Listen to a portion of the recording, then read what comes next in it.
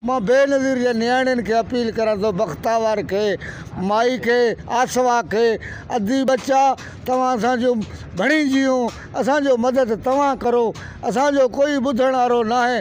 40 साल में इहो सैनिटरी वर्कर नौकरी मिलियो आहे, इहो बि खसे वरितो अथनि। असां सां एॾो ज़ुल्म छो आहे? असां 40 साल दीद बीजी आहे, ॾंद किरी पिया आहिनि, कुराड़ा थी वियूं, पार्टी न छॾियो आहे। हाणे बि मां सिटी जो उहिदेदार आहियां, ऑफिस सेक्रेटरी आहियां, उहिदेदार हाणे बि मां कमु करां थो।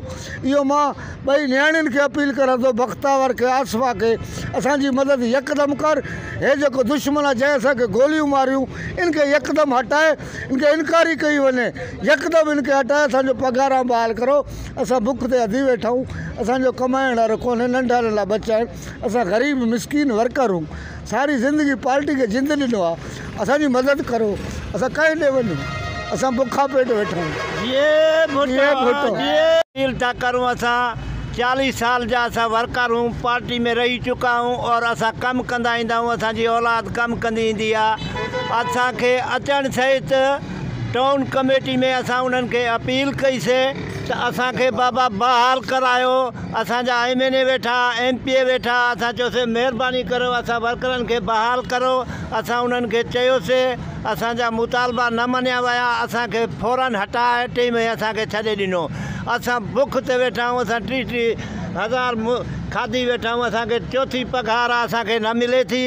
असांखे महिरबानी करे असां बिलाल भुट्टे खे अपील था करूं, मुराद अली शाह खे बि अपील था करूं, महिरबानी करे असांखे बहाल कयो वञे। पीपल्स पार्टी जा असां वर्कर हूं, असांखे बेरोज़गार न कयो वञे। जीअं त असां पाकिस्तान पीपल्स पार्टी जा वर्कर 3 सालनि खां टाउन में मुलाज़मत करे रहिया हुआसीं। चेयरमैन मीर इसरा खान खोसे साहब असांखे नौकरी ॾिनी। जीअं ई चेयरमैननि जो मुदो पूरो थियो, उनखां पोइ TMO कश्मोर अब्दुल वहीद डोमकी जे अचण सां असां पीपल्स पार्टी जे वर्करनि खे मुलाज़मतूं ख़तमु कयूं वयूं। असां पहिरें बि अॼु 3 ॾींहं असां पहिरें बि बिलावल भुट्टो ज़रदारी साहब, चीफ मिनिस्टर सैयद मुराद अली शाह साहब, निसार खोड़ो साहब, मुकेश कुमार चावला साहब खे अपील कईसीं, अख़बारनि में ई वियो, हर जाते मीडिया ते बि असां ॾिनोसीं। अॼु 3 ॾींहं बुख हड़ताल ते वेठा आहियूं, असांखां को बि पुछण वारो न आहे।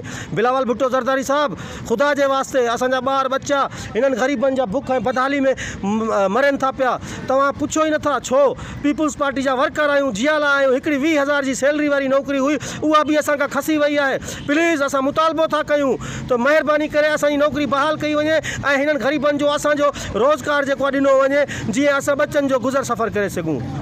असांखे इसरार खान 3 साल तक़रीबन असांखे ड्यूटी ॾिनई टाउन में, उन जो वॾा महिरबानी थियूं आहिनि।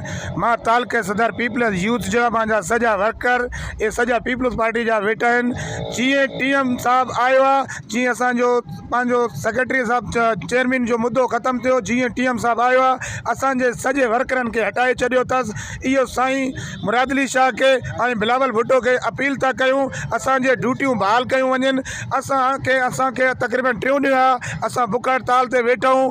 इहो सॼनि खे असांजी नासिर शाह लोकल गवर्नमेंट खे अपील था कयूं, असांजे मुलाज़मत बहाल कयूं वञनि, असांखे कंहिं बि सूरत में बहाल थिया वञनि।